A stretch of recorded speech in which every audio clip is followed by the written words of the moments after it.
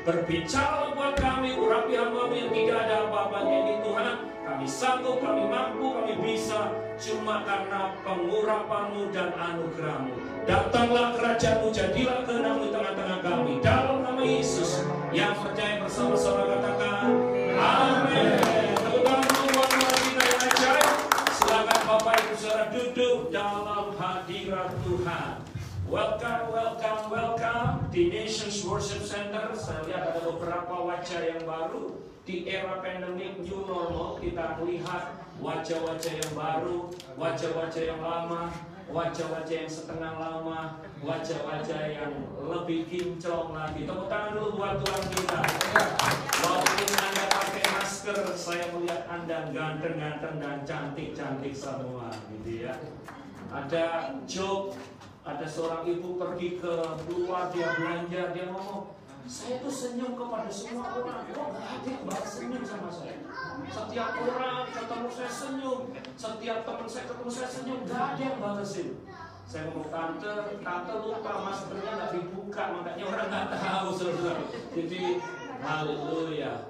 Sekarang kita senyum, dan dengan iman saya melihat Anda semua tersenyum. Amin. Walaupun senyum tidak kelihatan, tapi biar hati kita tetap bersukacita. Ada yang juga lagi, Pak, sekarang kalau gigi palsunya ketinggalan pun nggak, no problem, Pak, karena nggak ada yang tahu. Dokter gigi omsetnya turun, Bapak Ibu Saudara, karena penampilan gigi juga tidak menjadi perhatian publik karena semua pakai masker.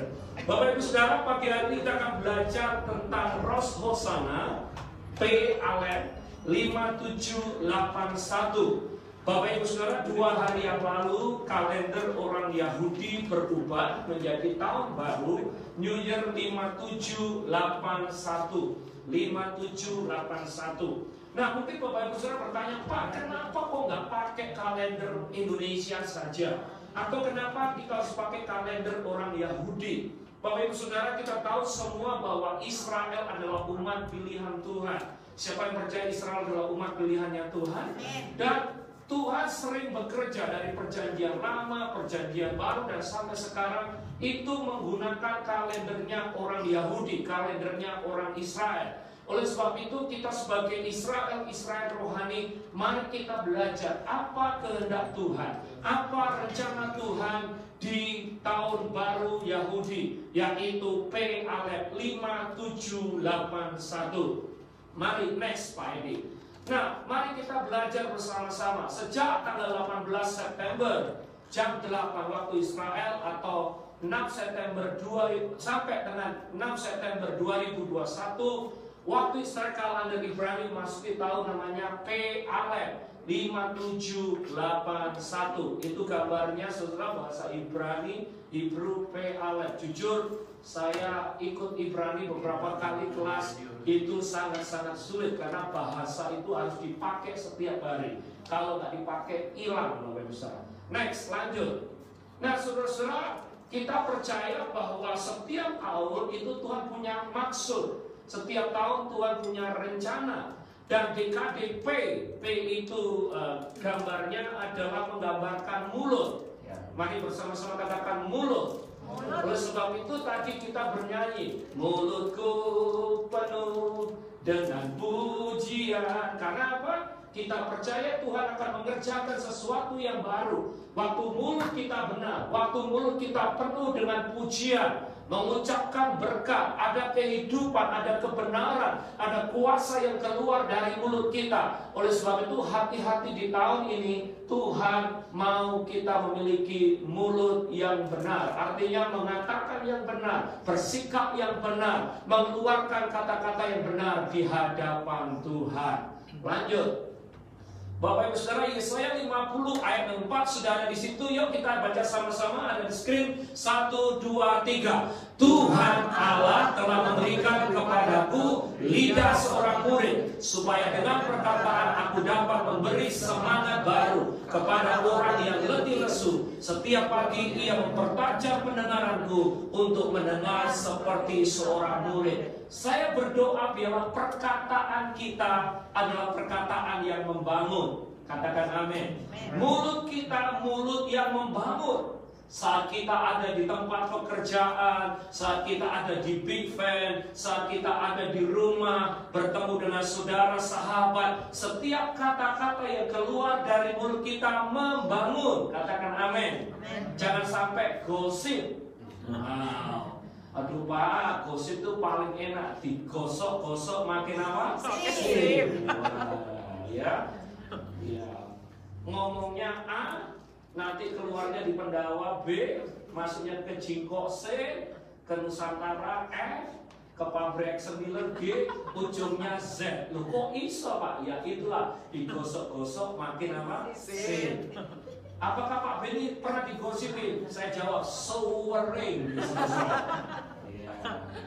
Bukan lagi sering, orang Surabaya ngomong sering.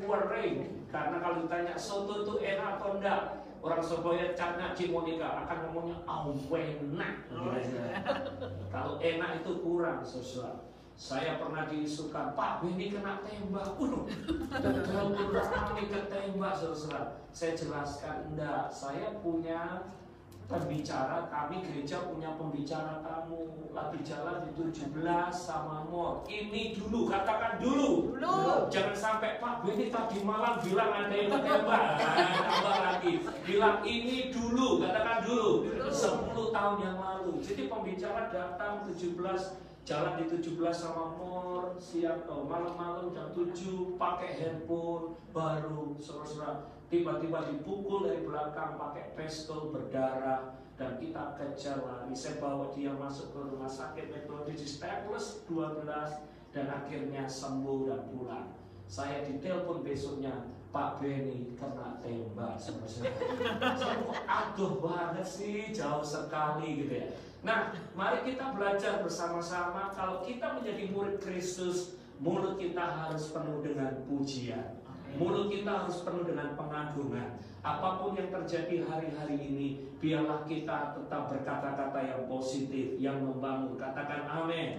Amin, amin, amin. Tepuk tangan dulu buat Tuhan kita yang mulia.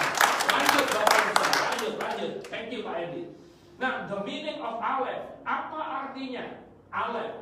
Yang pertama, Aleph itu hurufnya seperti itu, adalah huruf pertama dari satu dari alfabet Ibrani, simbol dari Elohim, the living God. Bahkan Tuhan Yesus mengidentifikasikan dirinya sebagai Aleph and Tai. Yang pertama dan yang akhir, yang sering kita dengar adalah He is Alpha and Omega. Dia yang awal dan yang akhir. Artinya apa? Kalau dia yang memulai, tidak ada yang bisa menutupnya. Kalau Anda dibawa ke sini oleh Tuhan, tidak ada yang bisa memulangkan kita, karena Dia yang awal dan yang akhir. Kalau bisnis itu diberikan bagimu, kalau pernikahan itu diberikan bagimu, kalau usaha berkat itu diberikan Tuhan bagimu, tidak ada yang bisa menutupnya, sebab Dia Alpha dan Omega. Dia yang awal dan yang akhir. Dia yang membuka, Dia yang menutup. Dan kalau Dia yang membuka, tidak ada yang bisa menutupnya, karena Dia Tuhan yang berkuasa. Katakan amin. Oleh sebab itu, yakinilah, percayalah bahwa Dia Elohim, Tuhan yang berkuasa. Pengertiannya apa, saudara? Utamakan Tuhan, Allah yang hidup di dalam hidup kita. Dia harus menjadi Alfa dalam hidup kita. Dia harus menjadi Tuhan dalam hidup kita. Dia harus menjadi nomor satu dalam hidup kita. Saya bersyukur kalau Anda memulai minggu ini dengan datang ke gereja, beribadah.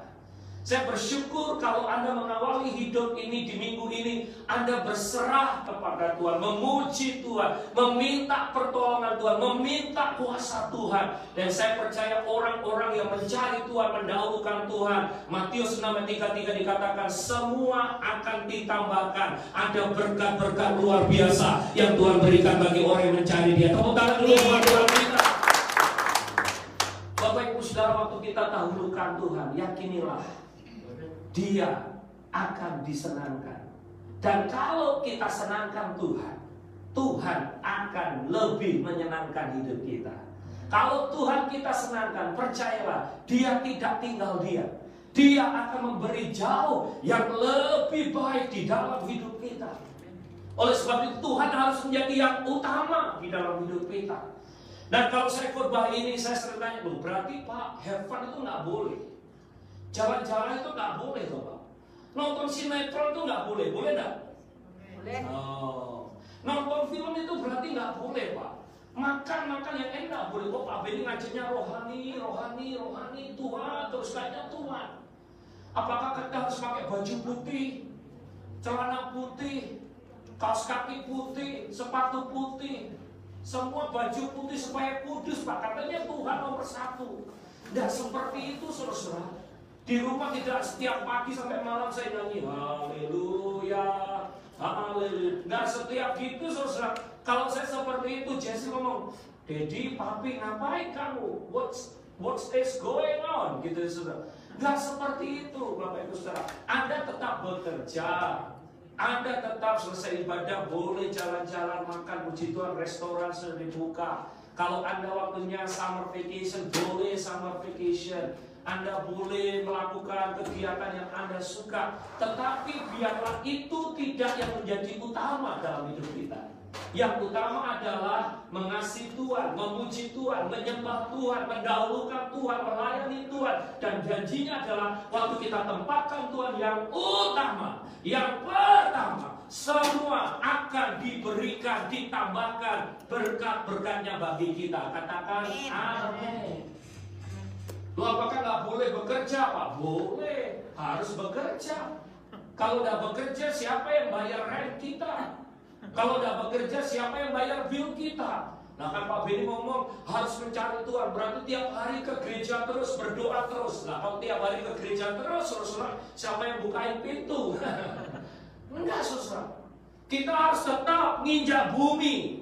Kita harus tetap hidup normal. Kita harus tetap bekerja. Kita harus tetap menjadi papa, mama, suami, istri, anak yang mengasihi keluarga kita. Tetapi sekali lagi yang nomor satu, yang utama di dalam hidup kita adalah Tuhan. Dan waktu kita menempatkan Tuhan nomor satu, percayalah, berkat-berkatnya, anugerahnya akan mengikuti hidup kita. Yang setuju katakan amin. Lanjut Pak Edi, nomor 2, saya cepat saja. Alat yang kedua artinya anak lembu, simbol dari anak lembu. Sehingga kita harus memiliki pengertian bahwa mengorbankan diri atau worship. Imamat pasal 9 ayat 8, yuk kita baca sama-sama, 2, 3. Maka mendekatlah Harun kepada Mezbah dan disembelihnya anak lembu yang akan menjadi korban penghapus dosa baginya sendiri. Pengertian rohaninya adalah, yuk baca sama-sama, 2, 3. Tuhan mau kita banyak memberikan korban, termasuk ucapan syukur dan penyembahan kepada Tuhan. Jadi hari-hari ini di tahun Alef, di tahun New Year's of P Alef, saudara, Tuhan mau kita banyak mempersembahkan korban, ucapan syukur, pujian dan penyembahan kepada Tuhan. Mari kita memuji Tuhan dalam situasi keadaan apapun. Mari memuji Tuhan bukan hanya cuma di gereja. Berangkat pagi mau bekerja, memuji Tuhan. Di Big Van, memuji Tuhan. Di pabrik, saya pernah kerja di amplop, saya tahu muncul. Daripada kayak gini, aku menang bersama Yesus Tuhanku. Daripada ketemu mesin sendirian, saudara. Daripada ketemu pekerjaan stres, bingung. Lebih baik kita gunakan waktu untuk bersyukur, memuji dan menyembah Tuhan. Katakan amin. Jadi waktu kita memuji dan menyembah Tuhan itu ada hadirat Tuhan, ada kuasa Tuhan, ada satu damai sejahtera yang Tuhan berikan. Daripada Anda bingung, waduh gimana ini krisis, Trump atau Biden ya, Trump atau Biden, Jokowi atau Prabowo ya, nah, udah selesai Jokowi dan Prabowo. Kita bingung dan sebagainya. Daripada kita khawatir memikirkan hal-hal yang tidak tentu, mari kita bersyukur kepada Tuhan. Bapak Ibu Saudara, kalau saya sharing ini bukan untuk sombong. Kalau saya sharing ini bukan untuk gini saudara, untuk pamer. Saya dalam hidup ini berusaha untuk mengucap syukur dalam segala hal. Di saat yang sulit sekalipun harus mengucap syukur. Di saat yang sulit sekalipun saya belajar untuk terus memuji dan menyembah Tuhan. Dalam keadaan yang suka, dalam keadaan yang duka, dalam keadaan yang sulit, saya berusaha yang terbaik untuk bersyukur. Dan saya tahu kalau kita bersyukur dalam keadaan baik gampang. Oh, waktu engineer bilang gajimu naik ya mulai minggu depan, naik $2. Seneng kabeh. Belum nyampe rumah, suami istri sudah ditelepon. Kok, Ci, gitu ya. Tahu nak kami, saya tahu, saudara. Itu sukacita, langsung bersyukur, memuji Tuhan, bilang sebab Tuhan baik, Tuhan dahsyat. Tapi dalam keadaan yang sulit, gimana, saudara? Saya masih ingat 5 tahun yang lalu waktu saya selesai nikah, saudara, di Purwokerto. Kami nikah, resepsi dan sebagainya, udah capek sampai jam 1 malam, saudara. Minggu paginya saya bangun.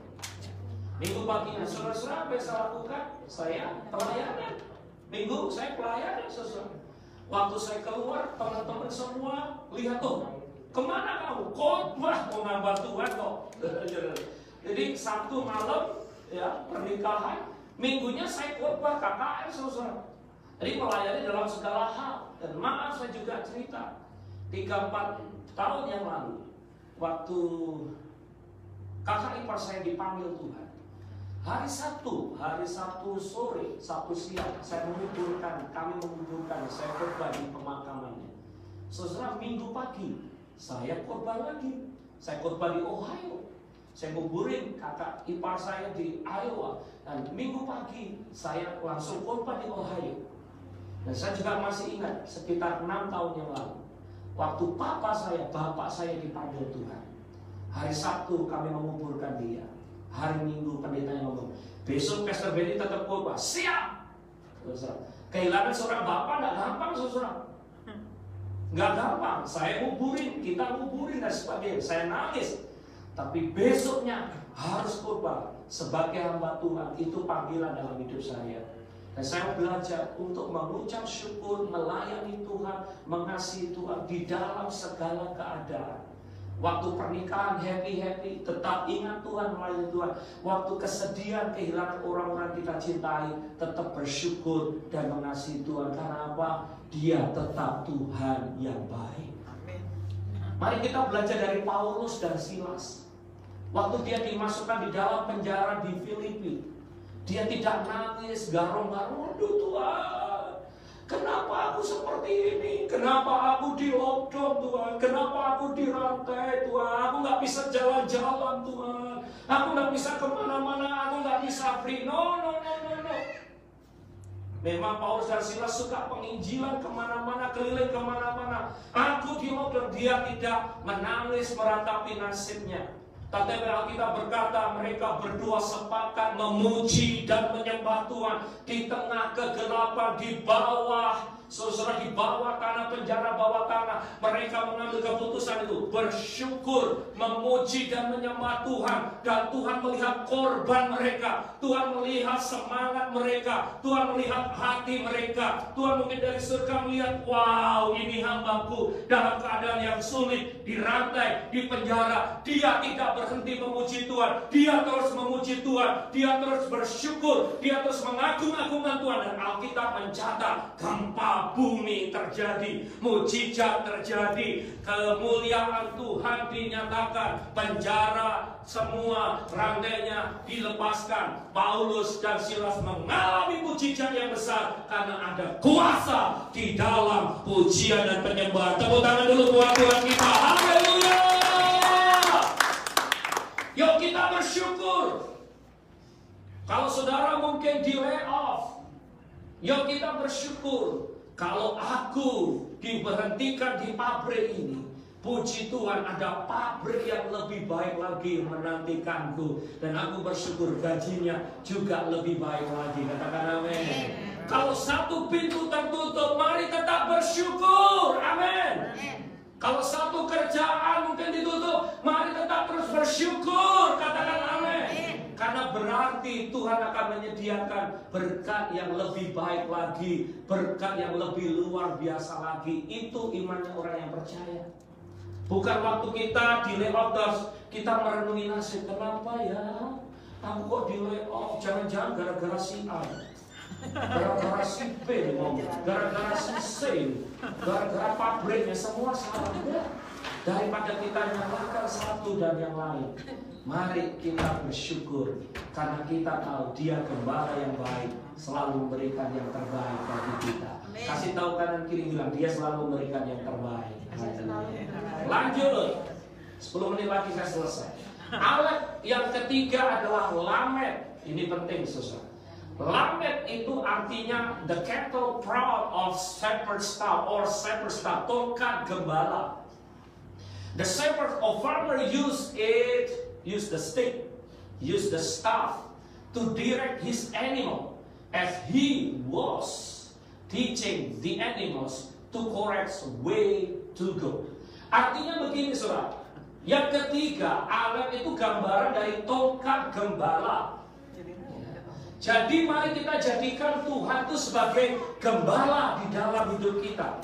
Makanya kita tadi bernyanyi, Tuhan apa? Adalah gembalaku, takkan kekurangan aku. Jadi jadikan Tuhan Yesus gembala di dalam hidup kita. Kita obey, kita listen, kita taat, kita ikut tuntunan gembala kita. Sebab janjinya, waktu kita menjadikan dia gembala dalam hidup kita, dia pasti akan membawa kita ke air yang tenang, ke padang rumput yang hijau, ke jalan yang benar. Dan bahkan waktu ada bahaya, tongkat dan gadanya akan melindungi kita.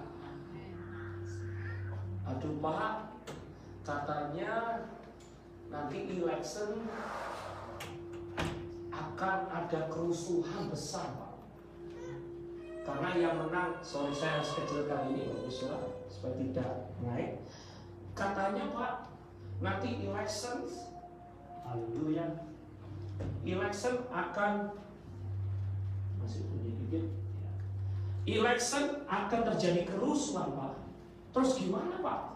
Nanti kalau curfew, nanti kalau nggak boleh keluar lagi.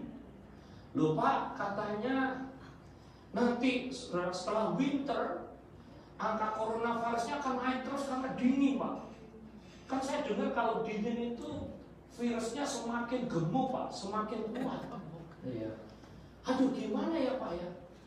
Enaknya gimana ya? Pulang ke Indonesia tambah susah Pak. Ya apa Pak? Gimana Pak? Kebingungan, kekhawatiran. Saudara, ini ayat yang harus kita pegang sepanjang tahun ini secara rohani. Dia adalah gembala kita. Katakan amin. Dia adalah gembala kita. Dia akan membawa kita ke padang rumput yang hijau. Dia akan membawa kita ke air yang tenang.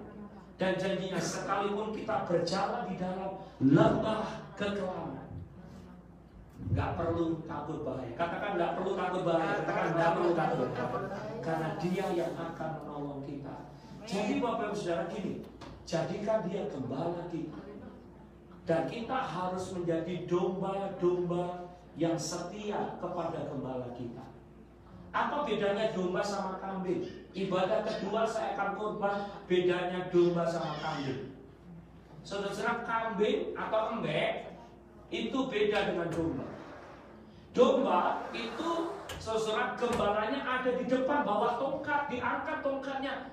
Dombanya ngikutin saudara dari belakang. Tapi kalau embek, kambing, saudara, apa yang terjadi? Gembalanya di belakang. Woi, maju. Itu dipukulin pantatnya, smack, saudara kalau perlu.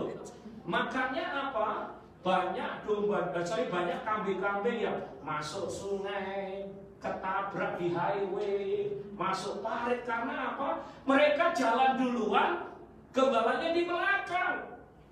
Tetapi domba adalah gembalanya maju duluan. Karena gembala tidak mungkin salah melangkah. Gembala tidak akan berjalan di jalan yang salah. Gembala tidak mungkin masuk sungai. Gembala agung kita tidak mungkin bawa kita ke dalam bahaya. Kalau Tuhan kita tempatkan yang utama, yang pertama, alfa di dalam hidup kita. Yakini jalanmu tidak akan pernah salah. Keputusanmu tidak akan pernah salah. Kenapa? Tuhan selalu membawa kita ke jalan yang benar. Amin. Tapi kalau domba ngototan, dia jalan dulu. Udah itu ada tanduknya, tanduk. Bahasa Prancisnya sumu, ngerti sumu enggak? Tanduk, saudara. Jadi kalau banyak tanduk jebret, banyak tanduk jebret gitu. Berontak, saudara. Nggak setuju jebret, nggak setuju. Itu saudara. Jadi Bapak Ibu Saudara, jangan berontak sama Tuhan. Nurut aja rencananya Tuhan, ikut jalan-jalannya Tuhan, dengar perintahnya Tuhan. Apapun yang terjadi hari-hari ke depan, election, krisis ekonomi apapun, kalau kita taat sama Tuhan, dengar akan firman-Nya, Tuhan pasti melindungi dan menyertai kita. Yang setuju katakan amin. Siapa yang mau dilindungi oleh Tuhan? Amin. Wow, tepuk tangan sekali lagi buat Tuhan. Pasti yang terakhir, ayat yang keempat, apa artinya Bapak Ibu Saudara? Maka The first letter of Aleph Hebrew juga berarti saudara no sound atau silent. Ayat 19, yuk kita baca sama-sama. Di situ sudah ada 1, 2, 3. Hai saudara-saudara yang kukasihi, ingatlah hal ini. Setiap orang yang hendaklah cepat untuk mendengar, tetapi lambat untuk berkata-kata, dan juga lambat untuk marah. Siapa yang cepat marah di sini? Angkat tangan ke bawah. Siapa yang sering marah-marah, uring-uringan? Hari ini calm down. Hari ini harus tidak gampang marah di tahun ini. Katakan amin. Yuk kita baca pengertian rohani. 1, 2, 3. Tuhan mau kita kontrol apa? Lidah. Banyak apa? Dia berbicara dengan tepat dan benar, dan tidak sembarangan apa? Bicara. Memang kau aneh setan ini. Aku aneh setan, nama mama sopo. Jangan gitu. Kamu untung ya nikah sama aku ya. Coba kalau kamu dapat yang lain. Iya. Ya. Dibalik lagi, aku kecelakaan dapat kamu. Pernah aku Hillary Clinton ngomong sama Bill Clinton suatu saat, kalau nggak salah Hillary Clinton bersama Bill Clinton beli gas station saudara, di mampir di gas station beli bensin saudara di satu kota kalau nggak salah. Ternyata Hillary Clinton itu beli bensin nggak balik-balik ke mobilnya. Ini sebelum mereka jadi pemimpin yang luar biasa saudara. Beli bensin mau nggak? Terus setelah 10 menit 15 menit Hillary Clinton balik ke mobil. Dan Bill Clinton nanya, kok lama banget? Kok nggak selesai-selesai? Iya, saya ketemu teman SMA saya, saudara, katanya Hillary Clinton. Dan itu dulu pernah jadi pacar saya. Langsung Bill Clinton ngomong gini, untung kamu nggak nikah sama dia. Kalau nikah sama dia, kamu jaga gas station. Untung kamu nikah sama aku jadi presiden Amerika. Bill Clinton ngomong begitu, Hillary Clinton nggak ngalah. Untung kamu nikah sama aku, karena tak dampingi kamu jadi presiden. Coba kalau kamu nikah nggak sama aku, kamu juga jadi penjaga gas station. Jadi yang untung yang mana? Sama-sama untungnya, nggak ada ruginya. Tadi Bapak Ibu hati-hati kalau ngomong. Pasangan kita itu yang terbaik yang Tuhan berikan. Katakan amin. Anak-anak kita itu yang terbaik yang Tuhan wariskan dalam hidup kita. Walaupun kadang menjengkelkan, kadang sulit. Jason sekarang sekolah sudah online diajak gambar. Wah, gambar dia semangat gambar, semangat sekali gambar. Kalau kami ke bawah ke dapur dia semangat, tembok digambarin semua. Ruang 1, ruang 2 spray digambarin semua. Tuhan. Mau ngomong apa? Ayo, kan lagi belajar gambar. Maminya bilang, begitu aja. Udah, aku yang bersihin saudara. Nanti selesai bersihin, apalagi digambar karena lagi aktif gambar. Masa mau ngomong yang lain? Ya kita harus berhati-hati kalau ngomong. Karena mulut kita itu mengandung, perkataan kita mengandung kuasa. Jangan sampai ada kata-kata mengutuk, ada kata-kata yang tidak benar, ada kata-kata yang negatif keluar dari mulut kita. Karena perkataan orang yang percaya itu berkuasa. Yuk kita perkatakan hari-hari ini, aku diberkati, anakku diberkati, pekerjaanku diberkati, masa depanku diberkati, imigrasiku di-approve dalam nama Yesus. Terjadi sukacita damai. Walaupun election sulit, aku percaya dalam nama Yesus ini tahun P.A.L. mulutku berkuasa. Aku harus berkata-kata dengan tepat, dengan kata-kata yang tepat, positif. Aku menciptakan masa depanku. Aku tidak mau ngomong yang negatif. Aku mau katakan pelayananku diberkati, hidupku diberkati, keluargaku diberkati, ekonomiku diberkati. Karena jadilah sesuai dengan iman orang yang percaya. Tepuk tangan dulu buat Tuhan. Mari kita bersama-sama. Yuk nyanyi, Tuhan adalah gembalaku, takkan kekurangan aku. Apapun yang terjadi, yuk yakin. Dia akan baringkan kita ke padang rumput yang hijau, air yang tenang. Sekalipun kita berjalan dalam lembah kegelapan, Bapak Ibu Saudara tidak perlu takut bahaya, sebab Dia beserta dengan kita. Haleluya, langsung pujikan. Haleluya. Tuhan adalah gembalaku, yes, takkan kekurangan aku. Dia membaringkan aku di padang yang berlumpur hijau. Dia membimbingku ke air yang tenang. Dia menyegarkan jiwaku. Dia menuntunku ke jalan yang benar, oleh karena namanya. Sekalipun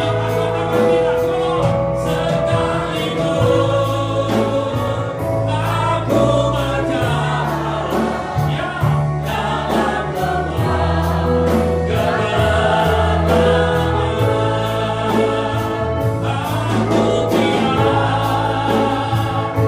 takut bahaya, sebab Engkau beserta. Dia membimbingku, Dia membimbingku ke air yang tenang. Dia menyegarkan jiwaku. Dia menuntunku ke jalan yang benar, oleh karena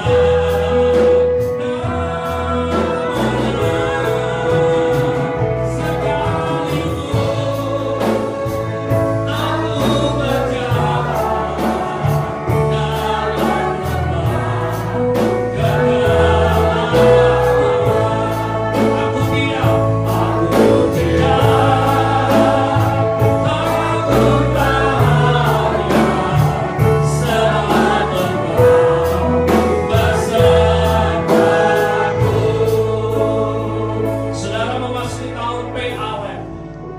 Yakinilah di tahun baru Rosh Hashanah ini, kita percaya waktu kita jadikan Tuhan gembala kita, kita nggak perlu takut bahaya, sebab tongkat dan gadanya akan melindungi kita. Siapa yang mau menjadikan Tuhan Yesus gembala atas hidup kita? Angkat tanganmu. Bapak lihat tangan-tangan yang terangkat. Engkau gembala agung kami. Engkau yang membawa kami ke kota ini, ke kota Philadelphia. Tuntun jalan-jalan kami menghadapi musim winter, menghadapi musim election, menghadapi apapun kegoncangan. Lihat tangan kami yang terangkat kepadamu ya Tuhan. Tuntun tangan kami, pegang tangan kami, jangan lepaskan ya Tuhan. Sebab kami percaya waktu Engkau yang tuntun tangan kami, hidup kami aman, hidup kami disertai dan diberkati oleh Tuhan. Bapak Ibu Saudara, secara profetik, secara iman, waktu saudara angkat tangan, Tuhan akan menyambut. Dia akan pegang tangan kita. Yang saudara lakukan surrender, percaya. Ini tanganku Tuhan, pegang ya Tuhan. Tuntun langkahku ya Tuhan. Bapak lihat tangan-tangan yang terangkat. Jangan lepaskan. Kau harapan dalam hidup kita. Haleluya. Ku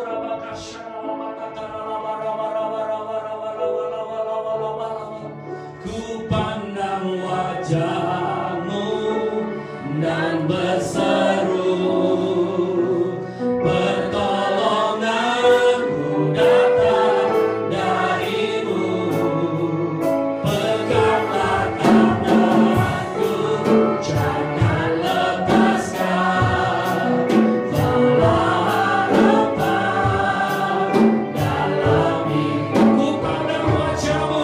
Ku pandang wajah-Mu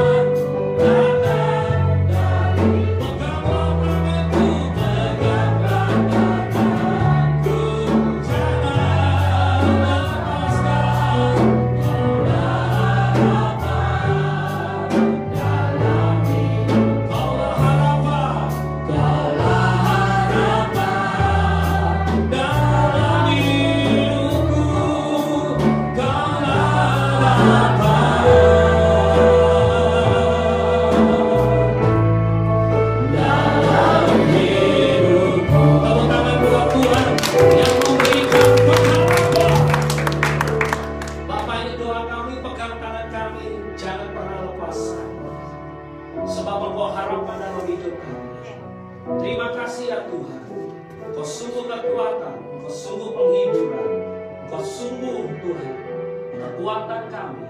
Kami gak bisa sendiri, kami perlu Engkau. Terima kasih.